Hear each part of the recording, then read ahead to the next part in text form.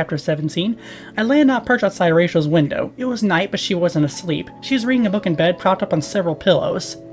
I fluttered a wing against a glass. Rachel? She started, but the book went flying. She jumped up and ran to a window, throwing it open. Tobias? More or less, I said wryly. She started to hug me, put her arms around me, but she realized it wasn't possible. Birds aren't exactly built for hugging. Are you okay? We've all been terrified. Cassie said you were killed, or maybe you killed or something. There are all kinds of things could happen. Jake is so depressed. I'm okay, I said. I flapped over her dresser. Now she was sure I was safe, she started getting mad. It made me smile inwardly. That's Rachel for you. Tobias, what's the deal with you? Why'd you disappear and leave us all worrying for days? It's hard to explain. I guess the hawk sort of won out over me. Not that it's really that way. I mean, the hawk instincts, they're strong. I told her about my first kill and how much it horrified me. I don't know how I expected her to react. She tried to look sympathetic, but I could see it bothered her. I lost control. For the last couple days I've been living like a hawk. All the way like a hawk. I started to forget I was me. I was starting to lose touch with humans, and something happened. What? She went to check her door, make sure neither of her sisters nearby. I could hear that the house was quiet. What happened? I told her about going to the lake. I told her about the guy being chased by Harbinger. Fortunately, I could see a terrain better than Harbinger or those park rangers. I led him away. I told him where to hide and when to run. You talked to him? Yeah, there isn't any alternative. I couldn't let them catch him. He'd seen a Harbinger. They'd never let him escape. She looked stunned. But now he knows about you. He knows about Harbinger. And what's he going to do? Tell people he's chased through the woods by an alien monster and rescued by a telepathic bird? She laughed. Yeah, that's a good point. People just think he's crazy. Besides, he started talking openly, they'd find him and silence him. That's what I explained to him. I think he'll keep quiet. He'll try to forget this ever happened. You saved him. I almost didn't. At first it was just another predator and his prey, no different from watching the owls at night, no different from what I do myself. Kill to eat. She thought about that. The Yeerks and their slaves aren't killing to eat. They're killing to control and dominate. Killing because it's the only way you can eat, that's the way nature designed you, that's one thing. Killing because you want power or control is evil. I guess you're right, I said. I hadn't thought of it that way.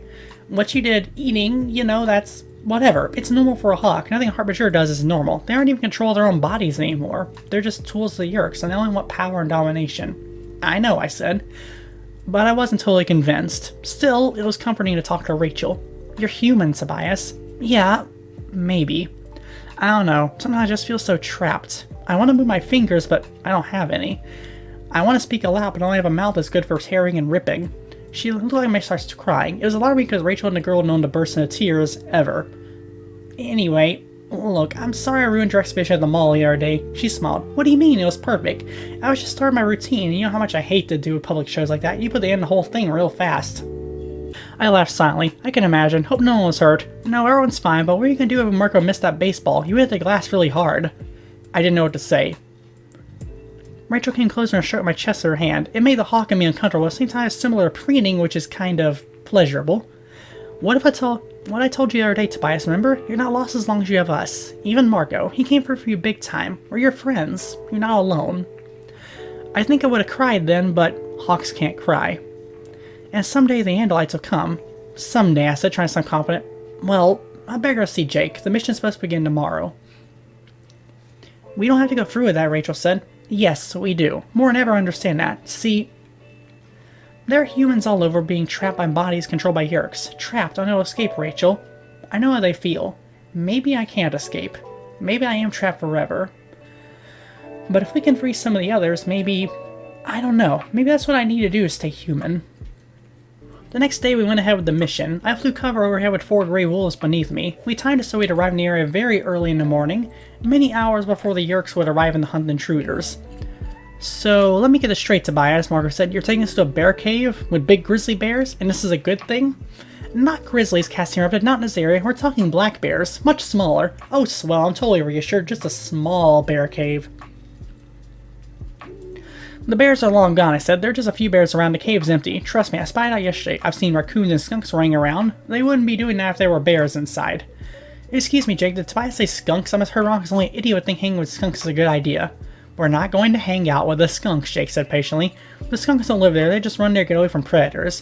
I didn't have to explain anymore. I think everyone guessed how I knew the skunks ran there to get away from predators. Look, it's close to the lake, but I don't think the Yeerks know. Sorry, but there wasn't a convenient Marriott hotel where I could get you the room for the night. So that means no room service either? Well, okay, as long as the cave gets cable, the big show's on ESPN tonight. I was carrying a tiny nylon patch that Rachel had put together. It was tan in color, so a casual observer wouldn't notice and wonder why a red-tailed hawk was carrying luggage. In the sack was a small watch. It weighed almost nothing. There were also some fish hooks, fishing line, and a small lighter. Altogether it only weighed about 2 ounces, but it did slow me down a little bit. I reached the cave with plenty of time to spare on a 2-hour deadline. "Oh, this looks lovely," Margaret said, looking at the thorns and scrub bush around the cave entrance. "I haven't really been inside," I admitted. I only outside the entrance. The opening cave was more than 2 feet across and 4 feet high. It was easy for Jake and Rachel and their wolf morphs to leap nimbly through. Unless there really was a bear inside, they would scare off whatever might be there. "Empty," Rachel reported. "Nothing here but a couple of spiders and a scared mouse." I tried to make a joke. "Chase him out here, I'm hungry." Only Marco laughed. He was a laugh like I said something embarrassing. Maybe I did. "Let's morph back," Marco suggested. "One close call being trapped as a wolf is plenty for me." "I'll go look around," I said. Sometimes I didn't like being there when they morphed. I don't blame him, it's really creepy to look at. A few minutes later they all came out. Marco was complaining as usual. "You know, we have to figure out how to deal with the shoe thing. Thorns and no shoes, not a combination." 4 of them were barefoot and dressed only in their morphing outfits. Leotards for girls, bike shirts and tight t-shirts for Jake and Marco. I think they didn't have t-shirts last time, so hey, that's progress. "We need to gather firewood," Jake said. "It wouldn't hurt to warm up the cave a little before the Yerks get here." "Don't you love when Jake's all masked like that?" Rachel teased. "I'm just trying to get us organized," said defensively. "We better get started fishing," Cassie pointed out. "If we don't catch a fish, we're pretty much wasting our time." The plan was to morph a fish and enter the Yerk ship's water pipes. Of course, in order to morph into something, you have to acquire it, which means being able to touch it. "Shouldn't be any big problem," Jake said confidently. "Uh-huh," Cassie said dryly. "And how many times have you gone fishing?" "Counting this time? Once," he laughed. She rolled her eyes. Typical suburban boy. It isn't all that easy. "Then you guys better get started," I advised. "I'll go take a look around." "Take care of yourself, Tobias," Rachel says. I took wing. For the record, I have gone fishing myself, and I can tell you it's something that requires a lot of patience, though I think that's something that's more or less soaked into society in general, that's just regularly known. I think I caught free fish that one time I did go fishing as a kid, and we were there for hours, so yeah, it is a patience game for sure. I watched them on highs and made one failed attempt or another to convince a fish to bite one of their hooks. It seemed ridiculous, but the entire plan is hinging on a question of whether or not we could catch a fish, and time was running out. The day wore on and still no fish. Jake was getting edgy, and Rachel was getting downright cranky, and Marco? Forget Marco. This is ridiculous. We're 5 highly intelligent human beings, and we cannot smart one fish that probably has an IQ of 4. Cassie is the only one remaining calm. "Fishing's a matter of skill and luck. A smart fisherman learns to not become frustrated." Jake looked at the little watch we brought along. "When we know the Yerks start arriving in an hour to clear the area. Even if we catch a fish now, we won't have time to test the morph," Rachel nodded. "Maybe we should back off. We all test the morph. You guys all know how much trouble a morph can be." Rand, Jay shook his head firmly. "I don't think so, Tobias. I have to wait for another day off. Tomorrow's no good because I have to do stuff with my parents. So does Marco. It means I have to wait a whole week. So we try again then. What's the hurry?" "The hurry is the Yerks can't keep coming to the same lake forever. Sooner or later, level water will start dropping from them taking so much. They must use one lake for a while to move on. It can take forever to find out where they move next." It made sense, but didn't make me feel any better about it. They could go to a store with a live fish. That's possible, though. I don't know if they have the same sort of fish there that'd be in this lake. If they have the wrong sort of fish, they might just get eaten because they're too small or something. Or worse, it could be a saltwater fish I think. I don't know if they have those in stores, but still, they could. And if it is a saltwater fish, I don't think they do so well in freshwater, though I don't remember what the exact issues are. Regardless, unless they have the exact right type of fish, I think they may have some issues. "This is the first water animal any of us have morphed. You know what the idea is going to be like." "I know," Jake snapped. "Look, Tobias, I know it's not exactly ideal." "Ha!" Tobias yelped. She grabbed the line she was holding. "I think we may have a fishy." "The issue is your cells swelling and popping?" "Oh, that sounds painful." "Alright, yeah, that would be an issue." It took a few seconds to haul the fish in. "Trout," she said, looking it over as it flopped into shallow water. The hook was poked through its lip. It was about 10 inches long, maybe not very big. The forest stared blankly. "We have to become that?" "It's a fish, what do you expect?" He shrugged. "I don't know, something more like Jaws. It's just a fish. I mean, we could clean him and eat him with a little lemon juice. Maybe some fries on the side." The Earth's turned and gave him a dirty look. Cassie reached down the water and took hold of the squirmy gray thing. She concentrated, her eyes closed halfway. She was acquiring it. The fish DNA was being absorbed into her body. The gift of the Andalite, the curse of the Andalite, the power to morph. Chapter 19. "I don't like this plan," I blurted. Jake looked at me in surprise. "Tobias, you were in on a planning right from the start. Look, don't you guys realize how dangerous this is?" "I realize," Margaret said. "I realize it plenty, but I thought you were the big gung-ho Yerk killer. Something like you're afraid?" I'm not afraid for me. I'll be flying around safely while the four of you go in that ship. Cassie nodded. It's hard staying by while someone else is risking your life. I understand how you feel, but there are times when you are the one taking risks. Look, we don't have time to debate this, Jake said. We have a plan we'll agree to. Let's get on with our Yerks show up. Jake gets peevish when someone questions things after everything's been decided. Usually it's Marco getting on his nerves. We'll be okay, Rachel said confidently. She took the fish in her hand. The fish went limp as usual while the acquiring was happening. It's something they couldn't watch anymore. I had a flash of memory watching for them straining to get out of their wolf bodies. What if they're trapped in fish morph? The idea of being trapped was not something any of them really understood. I mean, they knew it happened to me, but people are funny like that. They never think something bad will happen to them. I knew it could happen. And to be trapped as a fish? It made me sick just thinking about it. The rest of your life in the body of a fish, being trapped in a hawk's body seemed downright pleasant by comparison. I'm gonna go upstairs and see if someone's coming, I said. I caught a small breeze and flapped hard. It was tough work getting out to get a good view. It was mostly dead air, but I was glad for the workout. It took my mind off imagining what life would be like when only my friends in the world were trapped in my only friends in the world were trapped as fish in a mountain lake. I would have laughed if it weren't so serious. I mean, how many kids would have to worry about their friends like calling fish? Life had definitely gotten strange to that night we saw the Andalite. I circled higher and higher to see the entire lake and most surrounding area. No park rangers. Yet. I wondered if Jake was right, maybe the Yerks would move on to another lake. Maybe they already did. And there, way down below on a branch, was the hawk. The female I freed from captivity. She was watching me. I could see her eyes follow me.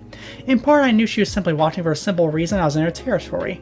Hawks are defensive about that. They don't want strangers coming and grabbing their prey.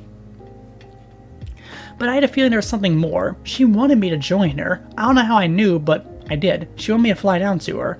Some people think hawks mate for just a season. Some think they mate for life, and I don't actually know which is true. But one thing was for sure, I wasn't ready to settle down with anyone, especially not a hawk. And yet, there was this feeling inside me like I belonged with her. I looked away. I'd be glad when this mission was over and no longer had to come here to her territory. She confused me. As girls often do. Suddenly there was movement. I let myself get distracted. Trucks, jeeps, they were rolling down the road. They were in a mile and moving fast. Like frankly for my friends. There they were. I shot off the wind beneath my wings and dropped toward them. Here they come. Get to the cave. I ran for the cave, but it was hard to crawl inside with their human bodies. The wool sticks pelted to protect them against the scratches and tears of the bushes. Dwack, dwack, dwack, dwack, dwack. The helicopters were skimming over the caves. Too fast. My friends all struggling to make shelter in the cave. One of the helicopters on a straight line to them. Oh man, I muttered. I still had a lot of speed. I flapped hard, powering up the maximum speed straight at the helicopter. Straight at it. I could see the pilot, a human controller. Beside him was a harbinger. Straight at them. The chopper was doing 90 and I was doing a little bit less. The distance between me and the windshield shortened very fast. And they weren't going to pull up. Chapter 20. The sound of the rotors was a roar. They were not going to pull up, we were going to hit. But then a flicker of the pilot's eyes, a twitch of his hand on a control stick. I cranked right, and the helicopter cranked left. It blew past me like a tornado. The backwash of rotors caught me and told me through the air. I fell upside down. I folded my wings, fluttered a tail, and spun around, opened my wings, and swooped neatly between two trees. I banked left and flew over the cave. Rachel was the last one in, she was still clearly visible. The helicopter would almost certainly have seen her. Still, I watched until she was safely inside. Okay guys, I don't think anyone saw you. Be cool until I tell you it's time.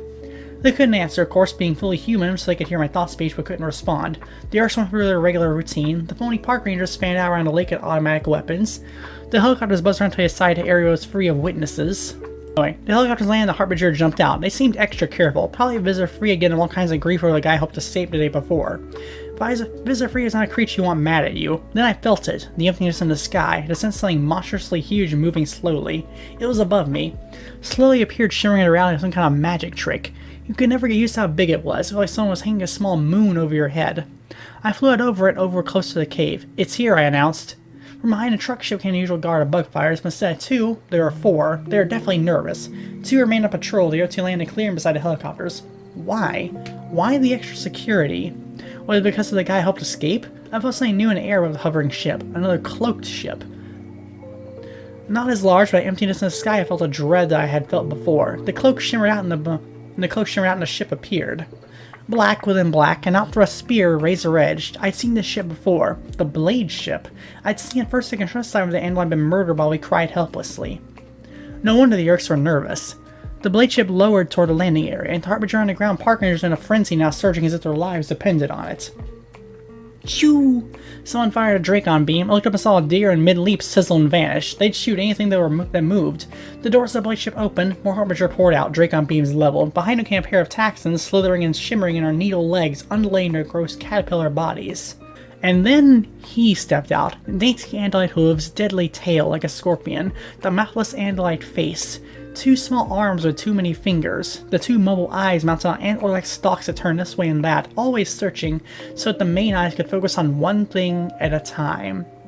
An andalite body, but not an andalite mind, for in that body lived a Yeerk, the only andalite controller, the only Yeerk ever enslaved an andalite, and thus the only one with the power to morph. I dropped down to the trees. I waited till the patrolling Harbinger had walked past the cave where my friends hid. When I sure no one would see, I floated down in the cave, scraping the bushes on either side. Tobias, is that you? Yes. What are you doing here? It's not the plan. Forget the plan. He's here. No one asked who. They all knew from the way I said it. He was here. Visitor free. Chapter 21. What's he doing here? Cassie asked in a low, frightened whisper. I guess he just came to oversee the trip. Maybe it's because they let that guy get away. He's here to kick butt with his boys, Marco said, trying to sound soft. They screw up and nice here, make sure they don't do it again. It doesn't really matter why he's here, I point out. He's here and there's extra Harbinger and the whole crowd's nervous. One of the Harbinger just drake on the deer had me walking by. A deer? Cassie cried, those stupid jerks. Deers never hurt anyone. The plan was for you to sneak down the water and morph as soon as you got there and head out for a ship's water intake pipe. That was always a dangerous plan, but now it's impossible. Before we walk down the water then morphing, that's not going to happen. Not with them as alert as they are now. Not with visitor free hanging around, Marco agreed. I disagree. It was Rachel. I think we should still try this. Look, we pull this off and manage to get inside the ship and disable the cloaking device, this whole thing will be over. Jake jumped in to support her. We always said there's some way to show the world what was happening. Well, this is the way. They'd be way too big for controllers to cover up. I don't care who they are. Even if the mayor, governor, entire police force, the controllers, they can't cover up something like this. Jake, you're not listening. I'm telling you, there is no way you can work and cruise down the lake. You'll be dead before you take 5 steps. For a while, no one spoke. It was Cassie who broke the silence. There may be a way. See, a fish can survive being out of water for a couple minutes, and the fish morphing is pretty small. She looked at me, small enough for a red-tailed hawk to carry. Well, that idea got everyone's attention, I can tell you that. Excuse me? Marco shrilled. Are you saying you want to not just morph into a fish, but morph into a fish out of water and be carried through the air by a bird? She bit her lip. I'm just saying it could work. It would work, Jake said. He and Rachel changed a slightly insane look and said, okay, let's try it. No way, I said, you guys are crazy. No offense, let's raise the danger level way beyond what it was to start with. I know it's dangerous, Jake said, but we never gonna get a chance as good. Marco whined, I argued, but Nando's 3 against 2. Besides, he was right. We had a chance to seriously mess up the Yeerks. I'd watched Marco move into a gorilla, Rachel become an elephant, a shrew, and a cat, and Cassie be a horse, and Jake a tiger and a flea. Man, that was weird. But it's the first time anyone tried morphing an animal that lived in water. Cassie insisted on going first. It was my idea. She didn't point out she's also the best morpher. If you feel like you're suffocating, go have to back out of the morph. He took her hand. Are you listening to me? You have to back out if it's bad. You can't pass out halfway. She smiled. I will. Don't worry about me. She closed her eyes and began to concentrate. I told you she's always the best at controlling more. She has an almost artistic talent where she can make it seem all kinds of cool and not gross. But not this time. As I watched her hair vanish completely, her skin started to harden like it was coated in varnish or something, like she had been dipped in clear plastic. Her eyes swung around to the side of her head. Oh god. Her face bulged out into a huge mouth that gaped and seemed to be blowing invisible bubbles. As it happened, she was shrinking, but not fast enough. I could see every nightmare change in her body. The way her legs shriveled up, smaller and smaller till her legless body fell to the ground. From her lower back, her body stretched out, elongated. Ugh, Rachel cried. A tail suddenly spurred from behind, a fish tail. Now her varnish-looking skin cracked and split into a million scales. Her ears were gone, her arms were shriveling, she was no more 2 feet long, lying helpless, a monster on the floor of the cave. So far I'm fine, she said, still breathing with my lungs. But then at that moment 2 slits appeared on her neck. Gills. Ah, she cried. Cassie, pull out. No, almost done. Tobias. I'm ready, I said grimly. She was tiny now, less than a foot long. All those other human body are 2 very tiny doll hands. They made little fins. Cassie flopped wildly, her mouth gaped silently. Go, Jake cried. I closed careful talons around a scorpion fish body, aimed for a small sliver of sky I could see for the opening flapped my wings. I burst out and came into fresh air. Are you okay? Fish mine. Panicky. Water. Water now. Hang in there. You've been through this before. You know how it is when you're first going to morph. You have to get control of its instincts. Water. Can't breathe. I was about 10 feet up, racing for a water's edge. Suddenly below me, a harbinger. He looked up and saw me. A bird with a fish in his talons. I doubt he'd realize red tails don't catch fish. At least I hoped he wouldn't. I swooped down over the water. The huge Yorkshire was lowering his intake pipes into the water. I dropped behind a stand of trees that hugged the shoreline. Get ready. I let her go like one of those old World War II planes dropping a torpedo. She hit the water with a small splash. Are you alright? No answer. Cassie, are you alright? Yeah, she said at last. I'm here. Are you dealing with the fish okay? Again, no answer. Whoa, cool, I'm underwater. I relaxed. Yeah, you sure are underwater, I said with a laugh. I was scared. I know it sounds crazy, but I just kept seeing myself getting fried with a ledge of lemon and tartar sauce. Well, thanks for putting that visual in her head, Marco. And yeah, that was probably the scariest morphing transformation I've seen, or rather read so far, I'll say that. Chapter 22. Jake was next. He morphed and I flew him over the heads of two patrolling park rangers who didn't even seem to notice. Then came Marco, and I said cave and practically ran into a big harbinger. He didn't notice either. Cassie's plan was working. Even all control was on max and alert. It never occurred to them there might be a bird with a fish in his talons. Back in the cave, it was just Rachel. So far, so good. Yeah, I guess. Are you nervous? I'd be crazy not to be. Oh well, here goes. She started to morph. I'd seen the others do it now, so it wasn't a surprise. It was still horrifying to watch somebody carry out, twist, and deform mutate. I don't think any of us ever get used to it. Maybe the Andalites are. I don't know. But I'll bet it creeps them out too when they have to. I looked away as Rachel began to change and become strange and hideous. She was almost completely a fish when it happened. Crash, crash. Someone was forcing away from the bushes in the mouth of the cave. Her fashionist there. A harbinger. Yes, I see it. I know you know these human bodies aren't blind. Just because you're a harbinger, don't get delusions. Use those blades here to get to hack some of the thorns out of the way. I heard it sound like machetes slicing away at thorns and vines. Better not find anything in there. If the vines will do you, would done that poor fool yesterday let the human escape. I looked at Rachel. It was too late for her to morph back. What's going on? Yerks, you can control the harbinger control right outside a cave. Go in for rest in your puny body. If this was your sector check, you didn't even notice the cave. Keep getting on my nerves and I'll tell him. He could refresh you and eat your rookhath. Suddenly a human head appeared followed by shoulders. He's wearing a park ranger's uniform. We have to make a break for it. Here they come. Yeah, there's a cave, alright. There's some kind of bird. I grabbed Rachel, now fully in fish, but he blocked a narrow entrance. Well, I thought it worked for the helicopter. With a rush of wings, I flew right at his face. What the? He fell back, being at the air. I scraped past him. The harbinger slashed the air with one of his wrist blades, and he shaved an inch off my tail. But I was in the air, now I'm moving faster. Only it's hard with Rachel. The weight of a fish is more than a red tail can easily carry. And I've already carried 3. I was getting tired. But fortunately, I was also scared, and fear can make you strong sometimes. Shoo! A Dracon beam sizzled the air above me, but unfortunately when Harbinger fired, a Dracon beam didn't stop when it buzzed by me. No, it hit the underside of the vast truck ship. A small, neat round hole appeared in the bottom. It was too small to amount to anything, but suddenly it lost interest to me. Fool, the human control cried. If I set free, I'd have your head for dinner. While they were busy panicking, I drove Rachel in the water. Good work, Tobias, Shake said. Be careful up there, my friend. You too. Good luck, guys. His head for dinner. That's an interesting way to do it. Does he actually... I mean, he might. He already turned us on to eats Yerks. He could very well turn us on to eats their heads. I don't know. I could just barely see them, a small school of fish in the shallows. They swam off and disappeared into deeper water. As I told you, there are limits how far thought speech can reach. We don't really know what those limits are, but I wanted to stay as close as I dared in case they needed me. Not that there was much I could do to help someone underwater. I didn't want to stay right over them. I figured I'd look weird to anyone on shore. It's hard to figure out what to do. The monstrous bulk of the truck ship was overhead, only a few feet above the surface of the water. I decided to chance it. I flew under the ship, skimming the dappled water below and practically scraping the metal belly above me. It was a very tight flight. I had almost down entirely level. I couldn't rise or fall more than a couple of feet. You guys still okay? Tobias, I can't believe you can still thought speak the whole ship between us, Rachel said. I guess I could have told her the truth. That was only a few feet from them, but Jake would have gotten all mad and told me not to take stupid risks.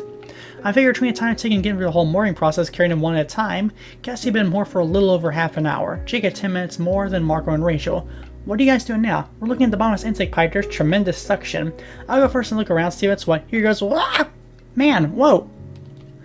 Jake, are you okay? Yeah, what a rush. You should have a water slide that gardens. It's like being sucked up a straw by a giant. Cool, Rachel said. I'm next. No, let me look around first. I seem to be in some kind of big tank. It's not very deep, at least not yet. It's filling up. With these fish eyes, I can't see beyond the surface of the water too well, but I think in the ceiling there's an opening, like a grate or something. Up on its ceiling? How are we gonna get up there? I think that to fill the whole tank will be near the top eventually. We should be able to morph human, let ourselves out, and then morph into something more dangerous. Excuse me, Marcus said, but has anyone ever stopped to realize some of the things we talk about doing are completely insane? What, turning into a fish or carried by a hawk and let us accept a pipe of an alien spaceship so we can turn into tigers and gorillas and overpower the creepy aliens? Is that what you mean by insane? That's it exactly. Yep, it's insane. Well, okay, as long as we all know we're nuts, let's do it.